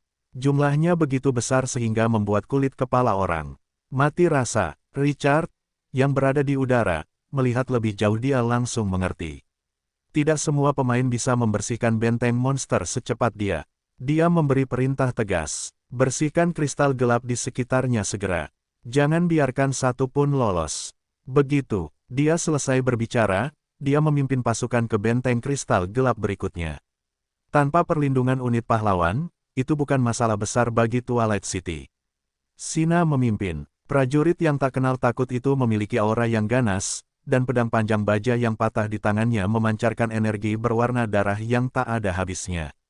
Sebelum dia bahkan bisa mendekati celah spasial, para pemburu kekosongan yang menjaga melihat cahaya pedang yang mengerikan yang menembus langit. Para pemburu kekosongan tiba-tiba menghilang, tetapi kemanapun cahaya pedang itu lewat. Puluhan mayat jatuh dari kehampaan. Sina dengan marah menebas langit dan menghancurkan kehampaan. Bahkan jika pemburu kekosongan bersembunyi di luar angkasa, dia tidak bisa lolos dari kekuatan mematikan dari keterampilan Beyond Areng ini. Dia sangat ahli. Alphys mengepakkan sayapnya dan terbang ketika Sina menunjukkan ketajamannya. Napas naga Beyond Areng meninggalkan jejak api sepanjang puluhan meter. Ia akan menggerogoti siapapun yang disentuhnya hingga menjadi berlumuran darah. Bahkan tidak meninggalkan tulang dimanapun ia lewat. Pada saat ini, beberapa penjilat kehampaan menyerbu ke arah markas monster. Monster-monster ini merasakan aura di langit, dan semuanya meraung. Jika seseorang mencoba melihat ke bawah, wajah-wajah menyeramkan yang padat itu membuat kulit kepala seseorang geli. Ketika Gunther melihat ini, energi berwarna darah mengembun di tangannya. Sebuah bola korosi dengan fluktuasi mana yang mengerikan merobek langit. Bola korupsi tidak menyerang musuh di tanah tetapi terus membidik para pemburu kehampaan. Saat monster-monster ini berteleportasi, mereka meledak. Bola itu langsung menyelimuti area seluas puluhan meter, dan bunga kematian darah mekar di udara. Ia membantai lebih dari 2 tim pemburu kehampaan di tempat sebelum mereka bisa bereaksi. Mayat terkorosi yang tertinggal jatuh dan menghantam tanah. Meledak, bunuh, teriak Gunther dingin. Mayat-mayat yang jatuh ke tanah langsung meledak. Bang! Gelombang udara yang mengerikan membubung, dan massa hitam penjilat kehampaan di tanah terbang beberapa meter ke udara. Korbannya sangat banyak. Meledak. Teriakan dingin kedua menyusul. Mayat penjilat kehampaan yang dibantai meledak sekali lagi. Puluhan mayat meledak untuk kedua kalinya, dan kekuatan penghancurnya sangat mengerikan. Dampak yang kuat itu mencabik-cabik semua yang ada di sekitarnya menjadi berkeping-keping. Itu hampir menyapu bersih area dalam jarak 100 meter. Mereka membunuh beberapa skuadron penjilat kehampaan. Gunther, yang terbungkus perban berwarna darah, kembali memperlihatkan kengerian seorang perapal mantra. Meskipun tidak sebaik Sina dalam pertarungan 1 lawan 1, tidak sekuat Alphys, dan tidak sebaik Grey dalam mengendalikan, dia tidak lebih lemah dari siapapun dalam perang berskala besar seperti itu. Meriam sihir, para penjilat kehampaan di sekitarnya mencium darah kental dan langsung menjadi gila. Namun, mereka tidak bisa terbang, dan tidak peduli seberapa keras mereka meraung, mereka tidak dapat melakukan apapun terhadap pasukan Twilight City. Richard memimpin pasukan dalam pembantaian para pengumpul kehampaan. Para pemain yang menahan amarah mereka dan ingin mendapatkan poin setelah serangan monster itu segera menyadari sesuatu. King Qiu, yang sudah jauh di depan mereka, tiba-tiba tampak seperti berada di atas roket, dan poinnya meningkat dengan kecepatan yang luar biasa. Para pemain yang awalnya tenggelam dalam kegembiraan, melihat kecepatan mereka yang menyedihkan, dan langsung merasa bahwa mereka tidak sebaik itu. Apakah perlu? Apakah bajingan King Qiu itu harus melakukan ini? Apakah dia harus sebegitu menyimpangnya? Mengapa mereka tidak bisa memberi mereka jalan keluar? Tidak apa-apa untuk bersikap tidak biasa di awal. Namun, monster-monster itu masih menyimpang dalam pengepungan. Apakah kamu masih harus menyimpang sampai akhir penjara bawah tanah? Para pemain, yang awalnya tidak memiliki perasaan terhadap King Qiu, sekarang mengerti mengapa ada yang namanya aliansi anti King Qiu. Orang mesum ini pantas mati. Steamed Bunlover, pemain pertama yang mengonfirmasi identitas King Qiyu, berada dalam dilema. Dia menyerang benteng monster yang menjaga kristal gelap sebelum celah spasial muncul dan menyebabkannya kerugian besar. Meskipun dia bisa menghabiskan poin untuk menghidupkan kembali pasukan yang mati, dia membutuhkan 30 kali lebih banyak daripada memburu mereka. Dia perlu membunuh prajurit tingkat langka untuk mendapatkan 10 poin. Namun, untuk menghidupkan kembali prajurit tingkat langka akan membutuhkan 300 poin. Dia telah kehilangan 5 skuadron Harpy. Dia membutuhkan 150.000 poin untuk bangkit kembali. Hanya memikirkannya saja sudah membuatnya tercekik. Dia bukan salah satu pemain beruntung yang memperoleh harta pemusnah massal, dan dia tidak memiliki metode panen gila itu. Setelah penjilat kehampaan muncul, poinnya berangsur-angsur meningkat. Meskipun monster-monster itu tidak bisa terbang, energi jahat di tubuh mereka akan menyebabkan kerusakan besar pada hutan. Tidak akan lama sebelum itu akan mencemari seluruh area. Penjara bawah tanah Instance akan berakhir setelah menghancurkan hutan. Dia tidak dapat mempertahankan wilayahnya jika ini berlanjut, belum lagi mendapatkan lebih banyak keuntungan. Saat itu, jika pasukan itu mati lagi, poin yang dia peroleh tidak dapat menghidupkan kembali pasukan itu. Dia merasakan ledakan keputusasaan ketika memikirkan ini. Aku tidak bisa terus seperti ini. Dia harus memikirkan cara. Pada titik ini, sebuah ide muncul di benaknya, King Qiyu. Orang penting nomor 1 di papan peringkat berada tepat di sebelah wilayah kekuasaannya. Apakah ini kehendak surga? Di forum, para pemain itu meminta lokasi wilayah kekuasaan masing-masing agar diketahui publik. Namun, dia hanya bingung. Sejujurnya, dia tidak tahu apa yang dipikirkan para idiot itu. Bos besar, King Qiyu, bahkan bisa memotong melon dan sayuran saat dia menghancurkan benteng monster yang dijaga oleh seorang pemburu kekosongan level 16. Beberapa kru yang beraneka ragam bisa menghancurkan pihak lain sampai mati. Dia merasa sedikit lucu. Selain itu, apa gunanya begitu banyak orang yang menanggapi? Bahkan jika mereka memiliki harta teleportasi, berapa banyak pemain yang akan menyerang mereka? Bisakah seseorang mengalahkan mereka begitu mereka datang? Dia sangat meremehkan orang-orang idiot di forum yang secara terbuka menentang tindakan King Qiyu. Saat dia memikirkan hal ini, sebuah ide berani tiba-tiba muncul di benaknya. Jika semua orang memusuhi King Qiyu, mengapa aku tidak bisa memeluk paha King Qiyu? Ketika pikiran ini muncul, dia langsung merasa dunia telah menjadi nyaman. Jika orang besar ini bisa melindunginya, dia tidak perlu khawatir tentang ruang bawah tanah contoh ini. Namun masalahnya, mengapa pihak lain menginginkannya? Siapa yang mau membawa beban? Dia tidak bisa menahan diri untuk tidak berpikir keras. Dewa mata terakhir masih tidak yakin, tetapi dia perlahan mengambil benih seukuran ibu jari dari sakunya. Ketika dia melihat benih yang melonjak dengan energi sihir, pandangan yang bertentangan melintas di matanya. Haruskah dia menggunakan harta yang tidak berguna ini untuk memeluk paha seseorang? Harta ini cukup untuk digunakan sebagai alat tawar-menawar. Jika dia bisa mendapatkan cukup banyak dari ruang bawah tanah contoh ini, itu pasti akan menyelesaikan krisis di wilayah tersebut.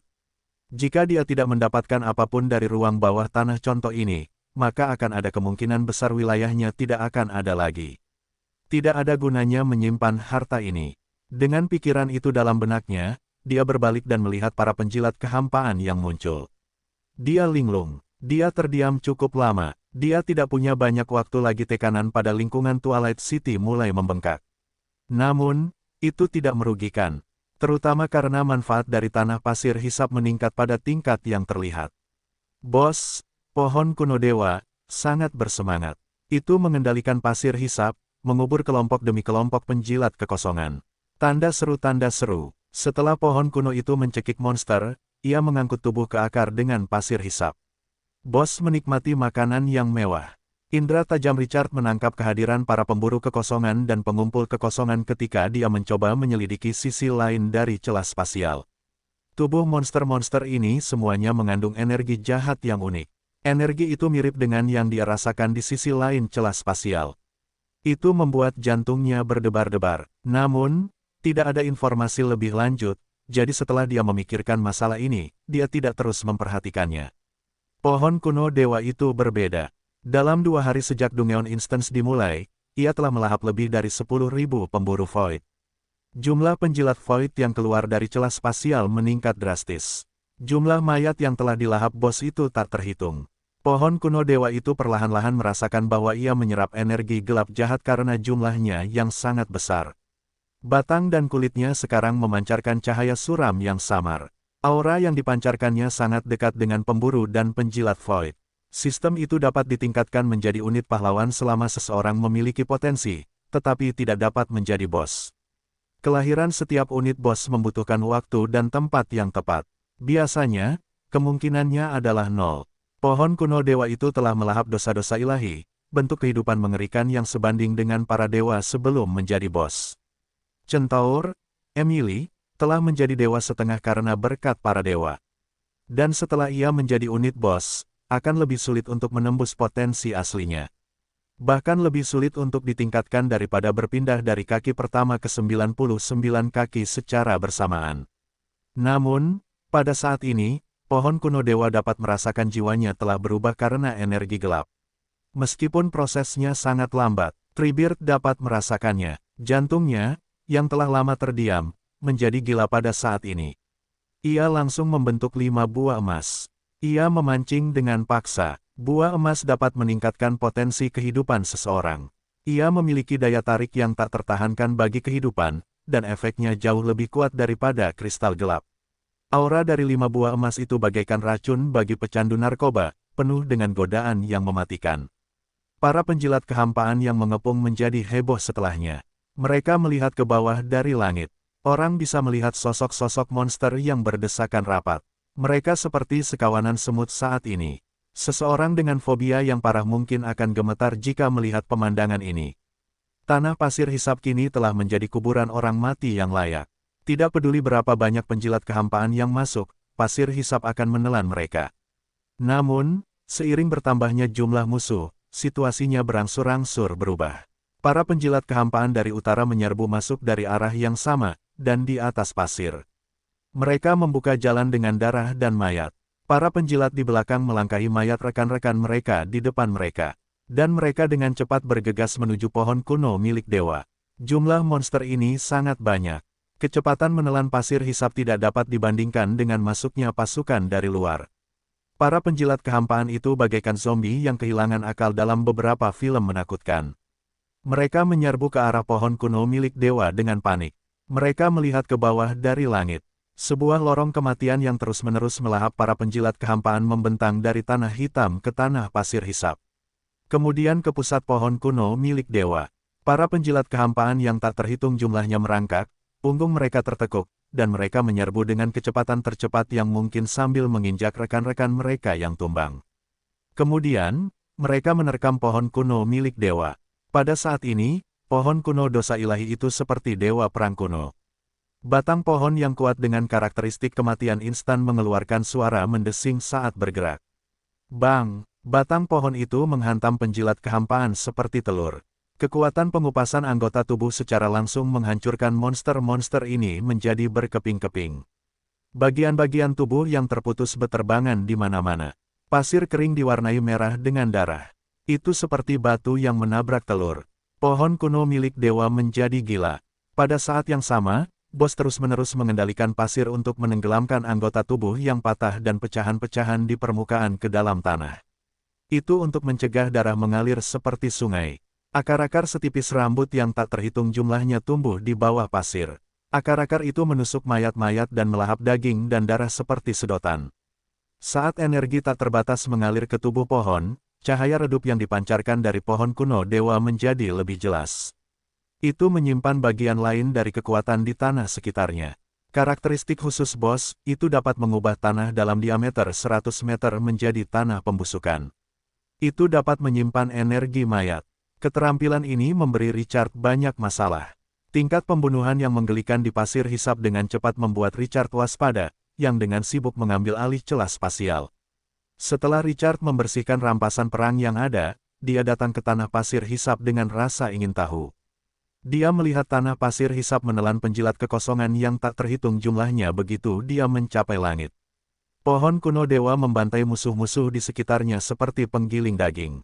Yang mengejutkan Richard, dia menemukan bahwa setelah pohon kuno dewa melahap para pengumpul kekosongan, ia juga dapat menyerap energi gelap yang membuat jantungnya berdebar-debar. Di bawah umpan beberapa mayat, penampilannya telah berubah, dan cahaya gelap menutupinya. Dia juga menemukan bahwa saat bos pohon kuno melahap energi gelap, tanah pasir hisap juga menyatu dengan kekuatan bos. Seolah-olah ingin menjadi bagian darinya. Jangkauan penyimpanan energi pohon kuno dewa meluas dari 100 meter ke area sekitarnya. Dan itu menghancurkan batas awal. Jika pihak lain terus melahap seperti ini, tidak akan lama untuk meluas ke seluruh tanah pasir hisap. Itu mengejutkan Richard dengan memuaskan. Dia tidak menyangka energi gelap yang sangat dia takuti akan memiliki efek yang begitu baik. Pohon kuno dewa itu luar biasa. Dengan sedikit kegembiraan, Richard membuka panel atribut bos. Setelah sekilas, dia langsung melihat status yang membuat napasnya semakin cepat. Pohon kuno dewa, status, transformasi. Kemajuan saat ini, 5%, setelah transformasi mencapai 100%, sistem akan mempromosikan potensi ke Beyond Areng. Pohon kuno dewa, adalah template bos dengan potensi peringkat A. Sina adalah pahlawan dengan potensi untuk menjadi keterampilan Beyond Areng. Dalam hal kekuatan pertempuran saja, Sina tidak bisa mengalahkan pohon kuno dewa di level yang sama. Itu adalah kekuatan template bos. Namun, fondasi pohonnya membatasi pohon kuno dewa dan tidak dapat melakukan apapun pada pihak lain. Sina masih bisa berlari jika dia tidak bisa menang. Jika pohon kuno dewa ditingkatkan ke Beyond Areng dan cocok dengan pola bos, kekuatan pertempuran pohon suci ini mungkin akan melambung ke surga. Perubahan lainnya sama memuaskannya. Transformasi pohon kuno dewa saat ini juga telah menyelimuti tanah pasir hisap. Pihak lain mengasimilasi area ini.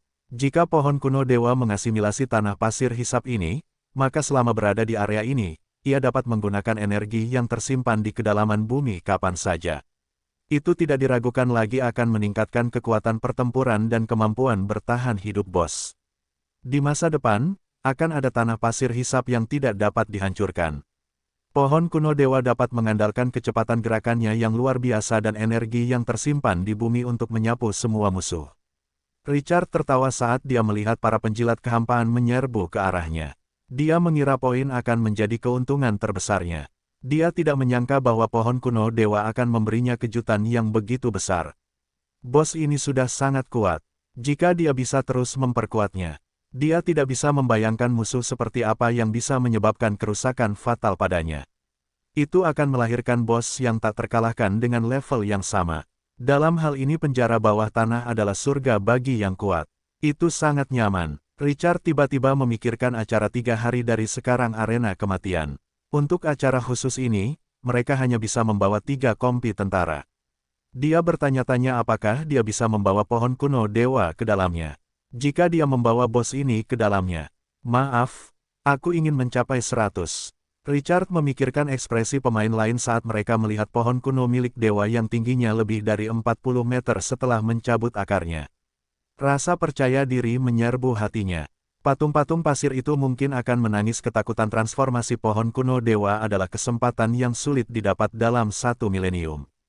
Bos akan menjadi tak terkalahkan jika dia bisa mengambil langkah ini. Tidak seorang pun mengira energi gelap yang membuat jantungnya berdebar akan memiliki efek seperti itu pada pohon kuno dewa. Keberuntungan dan nasib buruk hidup berdampingan. Tanda seru. Kali ini, dia merasa lebih nyaman. Treebeard, teruslah berburu. Aku akan mencoba menarik musuh sebanyak mungkin.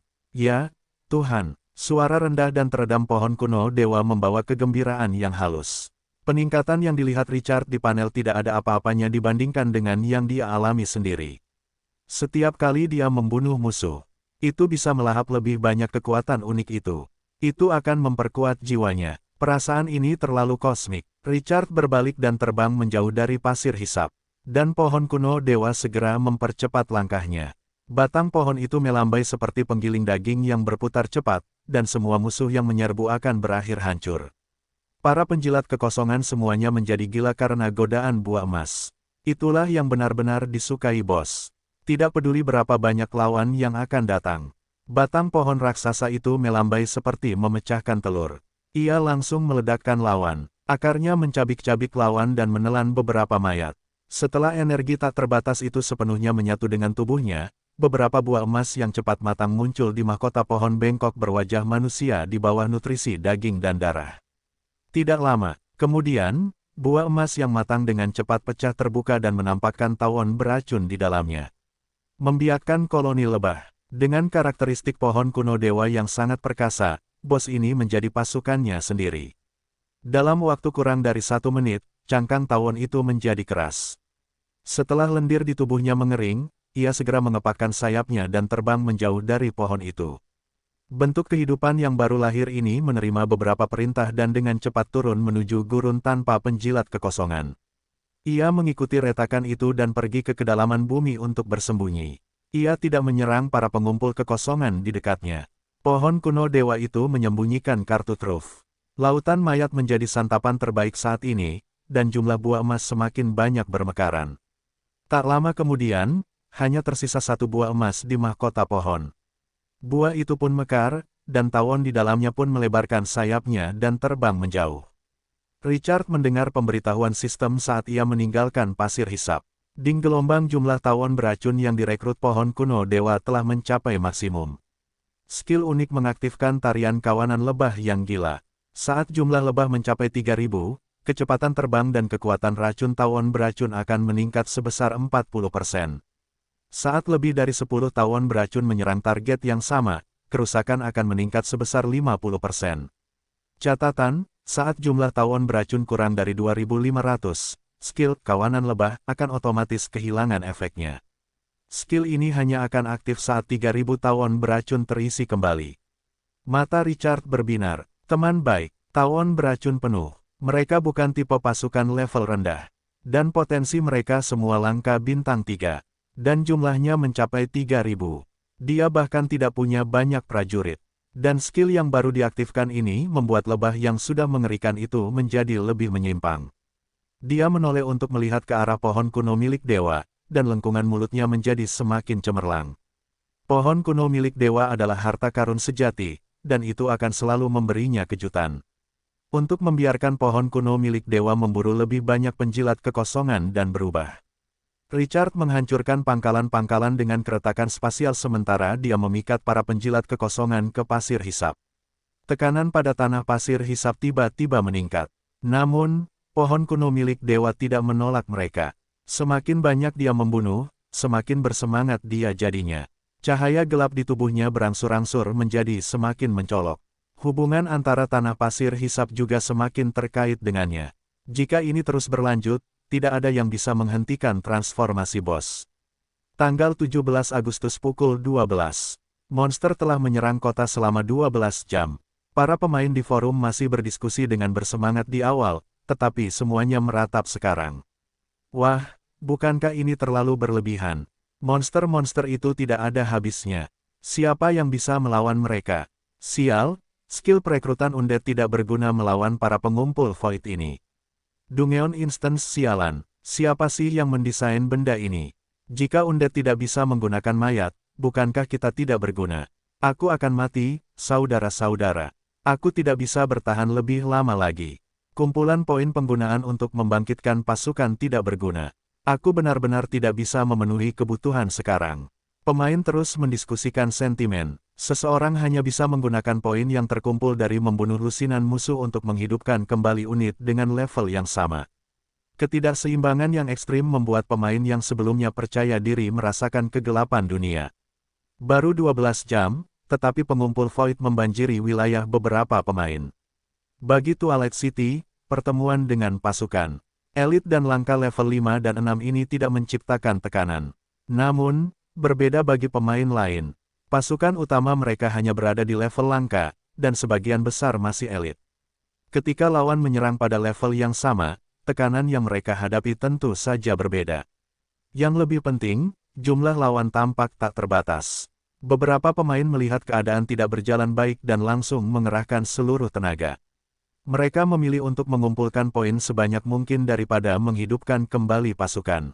Kemudian, mereka menyaksikan musuh meratakan wilayah mereka hingga rata dengan tanah dan meninggalkan ruang bawah tanah. Di bawah serangan gencar para pengumpul kekosongan, hanya dalam waktu 12 jam, sistem tersebut telah melenyapkan setidaknya sepertiga pemain di ruang bawah tanah contoh. Hal itu membuat mereka merasakan pemukulan brutal masyarakat. Sebaliknya, pemain yang berada di posisi tinggi di papan peringkat menjadi semakin mencolok. Bahkan posisi ke-1000 memiliki banyak popularitas. Para pemain telah mengalami betapa sulitnya mendapatkan poin, jadi mereka tahu betapa gilanya berada di papan peringkat teratas. Dengan latar belakang seperti itu, King Qiu yang menduduki peringkat teratas tentu saja membuat para pemain menggertakkan gigi. King Qiu, 2,15 juta poin. Tempat kedua, 720.000 poin. Dia unggul 3 kali lipat dari tempat kedua. Banyak pemain yang iri dengan ini. Seberapa kuat King Qiu yang mesum ini? Keberadaan papan peringkat setara dengan membuat papan peringkat yang memperbarui kekayaan secara real-time di dunia nyata. Jika seseorang dapat melihat berapa banyak uang yang diperoleh orang terkaya setiap hari dalam kenyataan, angkanya berubah secara real-time. Orang-orang biasa yang melihat daftar ini juga akan mengatupkan gigi mereka. Terutama ketika pendapatan harian atau bahkan 1 jam pihak lain lebih dari apa yang dapat mereka peroleh dalam setengah masa hidup, pukulannya bahkan lebih luar biasa. Seseorang harus menggantung orang kaya di lampu jalan. Tersingkirnya beberapa pemain tidak memengaruhi kemajuan ruang bawah tanah. Pada saat ini, Twilight City juga telah memasuki pertempuran yang lebih intens. Meskipun pasir hisap di utara telah menanggung sebagian besar tekanan, pasir hisap di sini adalah yang paling melahap jiwa dan roh. Namun, seiring bertambahnya jumlah musuh, pasukan yang bertahan merasakan kesulitan dalam menghadapi para pengumpul kehampaan. Monster-monster dengan punggung bungkuk dan berlari dengan 4 anggota badan ini dapat mengabaikan rintangan di medan perang. Mereka memanjat tembok kota dari tanah. Mereka sangat mirip dengan pasukan berkepala anjing.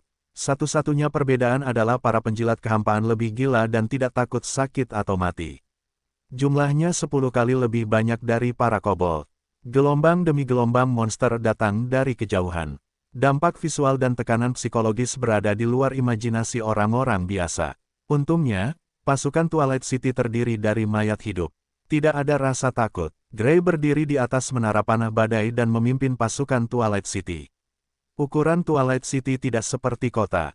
Itu lebih seperti benteng. Itu adalah pahlawan mumi peringkat A yang kuat yang dapat memimpin pertempuran defensif ini sendirian.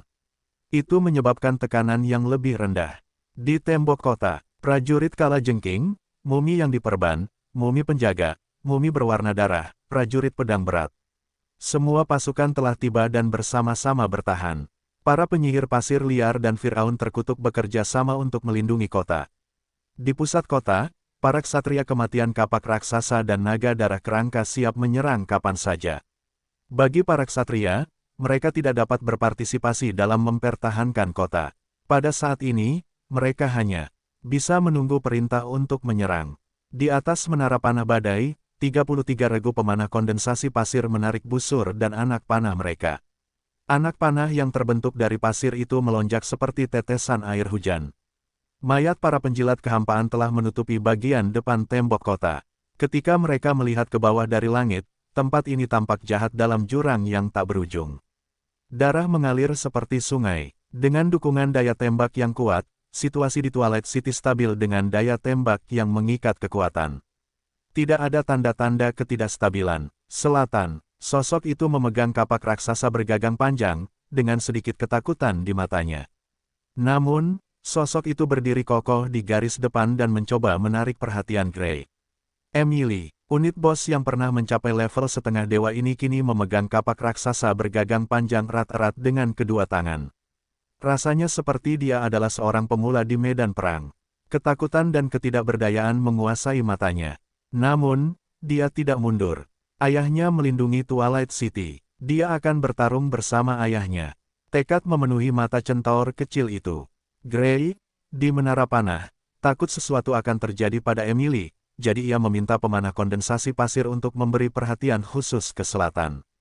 Hasilnya, para centaur kecil itu tidak menemui musuh apapun bahkan setelah 2 jam di tembok kota. Namun di medan perang, tidak pernah ada kekurangan kejutan.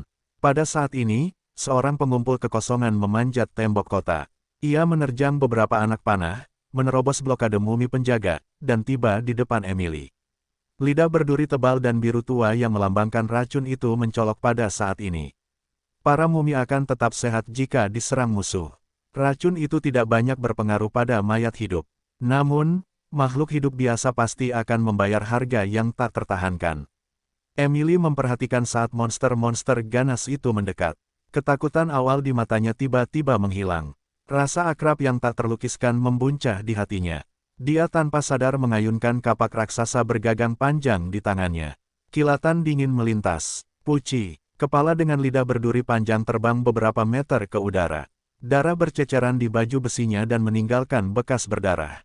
Para mumi penjaga menoleh untuk melihat sosok yang memegang kapak raksasa bergagang panjang itu. Api jiwa di kepala menyala lebih terang. Mereka tiba-tiba merasakan aura yang membuat mereka gemetar. Itu adalah tekanan yang datang dari jiwa. Centaur kecil itu, yang baru berusia 5 atau 6 tahun di dalam hatinya, mengambil langkah pertama menuju kehidupan barunya. Bakat pertempuran yang tertidur di tubuhnya terbangun pada pukul 21 tanggal 17 Agustus setelah pertarungan selama lebih dari 20 jam. Jumlah penjilat kehampaan yang menyerbu secara bertahap berkurang. Pada pukul 0, pemberitahuan sistem tiba-tiba berbunyi. Ding, gelombang-gelombang monster pertama telah berakhir. Gelombang berikutnya akan dimulai setelah arena kematian berakhir. Tanda seru, harap hancurkan kristal gelap itu sendiri, tuan-tuan. Penglihatan Richard kembali normal saat dia mendengar suara itu. Tidak ada lagi penjilat kehampaan. Pada saat ini, banyak pemain menghela napas lega. Kegembiraan menyelimuti wajah mereka. Mereka akhirnya berhasil melewatinya. Serangan monster meningkat selama sehari penuh. Mereka menghancurkan wilayah miliaran pemain. Hanya mereka yang telah menghadapi perang ini yang dapat memahami tekanannya. Wajah Richard menunjukkan tanda-tanda kelelahan setelah naga darah kerangka terkorosi menjadi darah, penjilat kehampaan terakhir. Dia telah berada di ruang bawah tanah selama 3 hari. Dia tidak memejamkan mata. Di bawah pertempuran dengan intensitas tinggi seperti itu, tidak peduli seberapa kuat semangat seseorang, itu akan mencapai batasnya. Dia mendarat di tembok kota dan melihat sekeliling saat kembali ke Twilight City. Awan gelap memiliki cahaya redup sehingga lingkungan yang redup tidak akan terlihat sangat tidak jelas. Darah menutupi tanah di luar tembok kota. Mayat-mayat menutupi pasir kuning, dan darah membekukan pasir. Pemandangan itu menyeramkan. Richard mengangkat kepalanya dan melihat ke area pertanian yang lebih jauh. Matanya berkedut saat melihat apa yang ada di depannya. Pada saat ini, para penjilat kehampaan pasti telah menginjak-injak 100 hektar jelai hingga berantakan dan merusak area yang luas. Itu cukup untuk meningkatkan tekanan darah. Hutan zaitun Rusia bahkan lebih buruk. Musuh langsung mengeringkan area pohon yang luas dan mati. Itu mengubah daun hijau menjadi kuning. Ketika para penjilat kehampaan lewat, mereka membawa aura gelap seperti asam sulfat. Itu memiliki efek korosif yang fatal. Tanaman yang sensitif terhadap lingkungan akan mengalami kerusakan 2 kali lipat. Para pemburu kehampaan telah menghancurkan basis pengembangbiakan kelinci naga api. Dindingnya tersebar di mana-mana. Richard tahu ini akan terjadi, tetapi tetap saja menyakitkan. Ini adalah sumber daya yang dia kumpulkan dengan susah payah, dan siapa yang tahu berapa banyak usaha yang telah dia keluarkan untuk mengelolanya. Sekarang, semuanya telah hilang. Lebih jauh lagi, masih ada beberapa pertempuran lagi yang akan datang. Itu bisa menghancurkan sisanya juga. Setelah pertempuran dimulai, mereka tidak dapat menyiapkan energi apapun untuk mengurus daerah ini. Aku harus berpikir hati-hati tentang bagaimana cara merelokasi daerah pertanian. Richard berpikir keras, meskipun mereka bisa membeli makanan dari pasar sekarang. Namun, ketika populasi kota meningkat di masa depan, konsumsi sumber daya hanya akan menghabiskan keuangan. Mendukung 2.000 orang, 20.000 orang, dan 200.000 adalah konsep yang sama sekali berbeda. Jika populasi Twilight City meningkat menjadi 100.000, bahkan jika mereka hanya mengonsumsi 2 atau 3 unit makanan, itu berarti 200.000 hingga 300.000 unit dan 2 hingga 3 juta sumber daya sehari. Mereka harus membayar ratusan juta sumber daya dalam sebulan. Dan bagaimana jika pasar perdagangan terus meningkatkan biaya penanganan di masa depan? Selama minggu bencana alam, produksi biji-bijian menurun, dan pemain lain menaikkan harga atau bahkan berhenti menjual. Jika industri pertanian tidak berada di bawah kendalinya, dia harus membayar harga yang menyakitkan yang tidak dapat ditanggungnya jika terjadi kecelakaan. Di sudut matanya, Richard melihat sosok yang perlahan mendekat. Sosok itu memegang kapak raksasa bergagang panjang di tangannya. Centaur kecil itu tampak dalam suasana hati yang sangat buruk. Dia menutup telinga terhadap segala sesuatu di sekitarnya. Ada bercak-bercak besar noda darah di baju besinya, yang tampak cukup menakutkan. Emily, Si kecil mengangkat kepalanya ketika dia mendengar suara yang dikenalnya. Dia tiba-tiba merasakan benjolan di tenggorokannya ketika dia melihat mata Richard yang hangat dan khawatir. Dia berlari ke arahnya dan memeluknya erat. Dia membenamkan kepalanya di lengannya dan menangis. Richard terkejut, tetapi senyum segera muncul di wajahnya. Dia menepuk kepala centaur kecil itu. Dia menghiburnya dengan lembut. Jangan menangis, jangan menangis. Lihatlah, aku di sini. Tidak ada yang bisa menggertakmu sekarang. Ketika dia mendengar ini, gadis kecil itu menangis lebih keras. Setelah waktu yang lama, centaur kecil itu tampak lelah karena menangis, dan suaranya menjadi lebih lembut. Dia terisak-isak saat dia perlahan meninggalkan pelukannya. Matanya merah saat dia menatapnya dengan menyedihkan. Ayah, aku baru saja membunuh banyak sekali monster. Sambil berbicara, dia mencengkeram jubah panjang Richard erat-erat seolah takut satu-satunya orang yang bisa diandalkannya akan pergi. Richard tersenyum dan menyeka air mata di wajah Emily. Aku senang Emily kuat, itu bukan salahmu. Jangan khawatir, monster-monster itu adalah musuh kita. Jika kita tidak membunuh mereka, mereka akan menghancurkan semua yang kita miliki. Saat menghadapi musuh, tidak perlu menahan diri. Kau telah melakukan pekerjaan yang hebat. Kau tidak hanya membantuku, tetapi kau juga telah membantu semua orang di Twilight City. Penduduk akan bangga padamu. Aku bangga padamu. Ketika dia mendengar ini, mata centaur itu berbinar. Suaranya lembut dan tidak yakin. Benarkah? Richard mengangguk setuju. Itu benar. Seolah-olah hakim telah menyatakannya tidak bersalah dan membebaskannya. Dan itu memberi centaur itu kehidupan baru. Suasana hatinya yang tertekan langsung meningkat, dan mata merahnya melengkung membentuk bulan sabit. Namun, tenggorokannya masih terisak tak terkendali setelah menangis lama. Richard menganggapnya lucu. Wajah anak itu seperti cuaca, berubah sesuka hati. Baru saat itulah Emily menyadari sesuatu. Dia menoleh dan melihat sekeliling dengan linglung, hanya untuk menemukan pasukan di sekitarnya semua menatapnya, terutama Sina. Veteran itu menatapnya sambil tersenyum.